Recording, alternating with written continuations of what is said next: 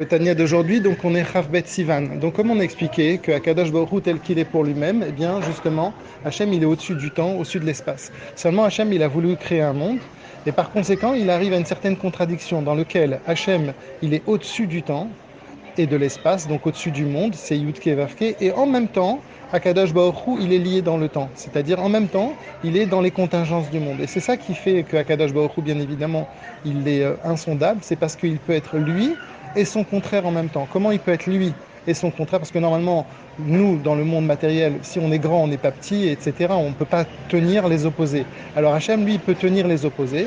Pourquoi Hachem, il peut tenir l'opposé de en même temps être illimité et en même temps être limité? C'est justement pour nous, pour que nous, on puisse arriver à contenir cette lumière. C'est justement le Tzimtzum. Donc, il y a un chilouf d'Hachem, il y a un mélange entre le Shem Yudke Vavke et le Shem qui est lié avec Adon. Donc, il y a un mélange du nom d'Hachem et dans les deux niveaux. Et en même temps qu'il y a un mélange d'Hachem, en même temps qu'il y a cette capacité que Akadosh Baruch Hu peut avoir justement le fait d'être limité et illimité, en même temps, eh bien, il va pouvoir, sa puissance va pouvoir être dans le monde, être perceptible dans le monde, parce qu'il y a justement ce tzimtzum de son niveau de malchut, de la royauté. Donc, Akadosh Baruch Hu, si l'on peut dire, il se cache, il ne nous montre pas à quel point il est tellement fort pour que nous, justement, nous puissions vivre.